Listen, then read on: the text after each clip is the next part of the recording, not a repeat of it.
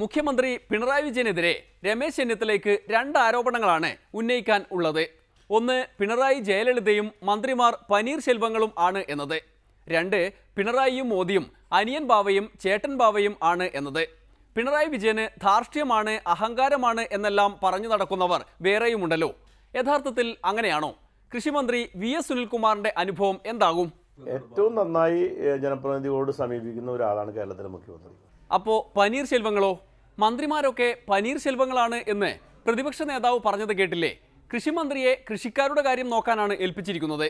എന്നാലും ചോദിക്കുകയാണ്, ഈ മന്ത്രിസഭയിൽ ഒരു പനീർശെൽവമെങ്കിലും ഉണ്ടോ? അതൊക്കെ പനീർശെൽവങ്ങൾ ആരാന്നൊക്കെ ഇവിടെയുള്ള ആൾക്കാർക്ക് അറിയാം. ഞാൻ ഈ നല്ലൊരു കാര്യം പറഞ്ഞുകൊണ്ടിരിക്കുമ്പോൾ നിങ്ങളിത് കുഴപ്പമാക്കരുത്. കാരണം എന്താ വെച്ചാൽ നാളെ വാർത്ത വരാൻ പോകുന്നത് ചിലപ്പോൾ ഇതൊക്കെ ആയിരിക്കും. ഇത് കൃഷിക്കാർക്ക് വേണ്ടിയുള്ളൊരു പത്രസമ്മേളനമാണ്. അപ്പോൾ ദയവായി ഇങ്ങനെയുള്ള കാര്യം എനിക്ക് പറയാൻ മറുപടി ഒന്നും പറയാൻ അറിയാത്ത ആളല്ല, നിങ്ങൾക്ക് അറിയാം. ഞാനിതൊക്കെ വ്യക്തമായ കാര്യങ്ങളുണ്ട്. ഇതൊക്കെ വെറുതെ ഇങ്ങനെ നമ്മൾ കേരളത്തിലെ ഏത് രാഷ്ട്രീയക്കാരൻ്റെ ഇൻറ്റഗ്രിറ്റി നമുക്കറിയാം. അത് ഉമ്മൻചാണ്ടി മുതൽ സുധീരൻ വരെയുള്ള ആരോ ഒരാൾക്ക് വെച്ച വെടിയാണ്. കോൺഗ്രസുകാരുടെ കാര്യം അവിടെ നിൽക്കട്ടെ, മുഖ്യമന്ത്രി ഇരുമ്പുമറയ്ക്കുള്ളിലാണ് എന്നാണ് ചിലരുടെ ആക്ഷേപം. അങ്ങനെയുണ്ടോ? കേരള മുഖ്യമന്ത്രി ഒരു ഇരുമ്പുമറയ്ക്കകത്തിരിക്കുന്ന ആളല്ല. അദ്ദേഹം ജനങ്ങൾക്കിടയിൽ പ്രവർത്തിക്കുന്ന ഒരാളാണ്. നിങ്ങൾക്ക് ഏത് സമയത്തും പത്രക്കാർക്ക് എന്നോട് ചോദിക്കുന്ന പോലെയോ അല്ലെങ്കിൽ ഒരു സുഹൃത്തിനോട് ചോദിക്കുന്ന പോലെ ചോദ്യങ്ങൾ ചോദിക്കാൻ കഴിയുന്ന ഒരാളാണ്. അതുകൊണ്ട് നിങ്ങൾക്ക് ധൈര്യമായിട്ട് ചോദിക്കുക, ഏത് പത്രക്കാരനാണ് അദ്ദേഹം ഇറക്കി വിട്ടിരിക്കുന്നത്? അല്ല, അങ്ങനെയൊന്നും ചെയ്തിട്ടില്ലപ്പാ. പക്ഷേ വാർത്താ സമ്മേളനങ്ങൾ നടത്താറില്ല എന്ന് മാത്രം. അതാണ് ചോദിച്ചത്. അല്ല, അത് നിങ്ങൾക്ക് എന്തെങ്കിലും ഇപ്പോൾ ഈ പറയുന്ന രീതിയിൽ ഇപ്പോൾ നമ്മൾ പത്രക്കാർക്ക് അറിയേണ്ട കാര്യങ്ങളൊക്കെ അറിയിക്കാനുള്ള സംവിധാനങ്ങളൊക്കെ ഇപ്പോൾ ഉണ്ട്. പിന്നെ പണ്ടത്തെക്കാളും കൂടുതൽ നിങ്ങൾ ഈ പറയുന്നത് ഇപ്പോൾ ഡെയിലി നമ്മുടെ പണ്ടത്തെ പോലെയുള്ള ചാനലുകൾ ഡെയിലി അപ് ടു ഡേറ്റ് ആയിട്ട് അതാത് സമയത്ത് മണിക്കൂറുകൾ സെക്കൻഡുകളിലെ ഇൻഫർമേഷൻ നൽകിക്കൊണ്ടിരിക്കുന്ന സിസ്റ്റം വരുമ്പോൾ ഉണ്ടാകുന്ന പ്രോബ്ലംസാണ് നിങ്ങൾ പറയുന്നത്. അല്ലാതെ ഇതൊരു ഗവൺമെൻറ് എന്തെങ്കിലും മറച്ചു വയ്ക്കാൻ വേണ്ടി തീരുമാനിച്ചതിൻ്റെ ഭാഗമായിട്ട് വരുന്ന കാര്യങ്ങളല്ല. ഇതൊക്കെ പരിഹരിക്കാവുന്ന പ്രശ്നങ്ങളല്ല. ഇതൊന്നും ഞങ്ങളെ സംബന്ധിച്ചിടത്തോളം മറച്ചു വെച്ച ഒരു കാര്യം ഈ ഗവൺമെൻറ്റിനില്ല. എന്നാലും ഈ മട്ടിലുള്ള പ്രവർത്തന ശൈലിയോടെ കൃഷിമന്ത്രിക്ക് യോജിപ്പുണ്ടോ?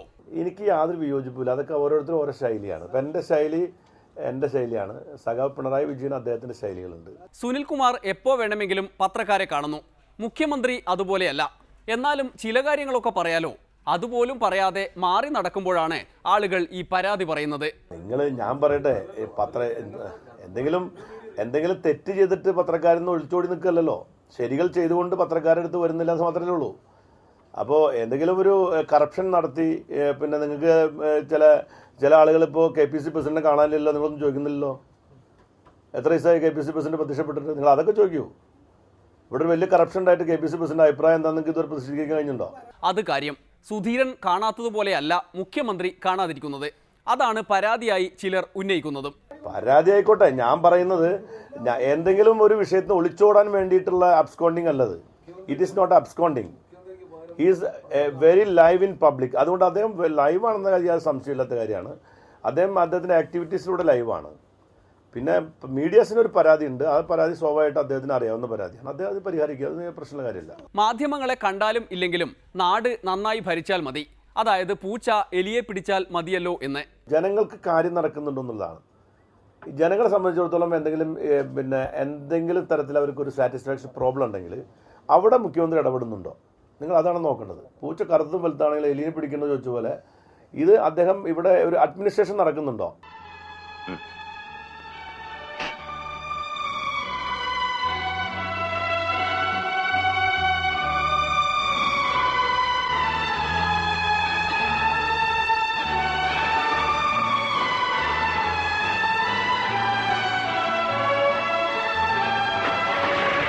എല്ലാ വിഷമവും മാറി. സന്തോഷായി. എനിക്കത് മതി.